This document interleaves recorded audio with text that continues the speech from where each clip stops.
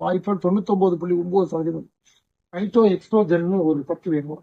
இல்ல soya beans அதை ஒரு சேரை சாப்பிட்டா வராது. பெண்கள் உங்களை பாதிக்கக்கூடிய பெரிய நோய் என்னன்னு சொல்லுங்க.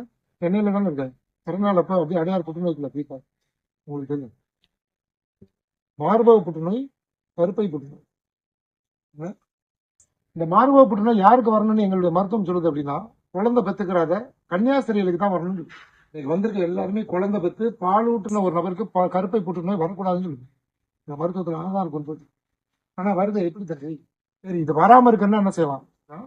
ஐட்டோ எக்ஸ்ட்ரோஜன் ஒரு சத்து வேணும். அந்த சத்து எதுல கூட இருக்கு அப்படின்னு பாத்தீங்கன்னா, சோயா பீன்ஸ் இருக்குல்ல, சோயா பீன்ஸ். அது ஒரு மனிதன் டெய்லி 25 கிராம் யாரெல்லாம் சாப்பிட்றீங்களோ, அந்த வாரத்துக்கு 3 நாள் யார் சாப்பிட்றீங்களோ, உங்களுக்கு புற்றுநோய் வருவதற்கான வாய்ப்புகள் 99.9%. இதுக்கு மேல எளிமை ஏதாவது இருக்கா? வாய்க்கு சோகம் மாதிரி சேரை சாப்பிட்டா வராது. ஆனா அவன் என்ன பண்ணுதுன்னா, குடிச்சா வந்துடும்.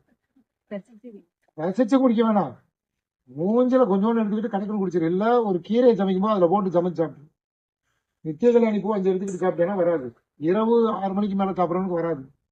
அட்லீஸ்ட் ஒரு மாசத்துக்கு ஒரு நாளாவது உபவாசம் இருக்க ஆளுக்கு வராது. பசின்ற உணர்வு வந்து தெரிஞ்சிச்சு, உனக்கு கேன்சரே வராது. எழுதி வச்சுக்க.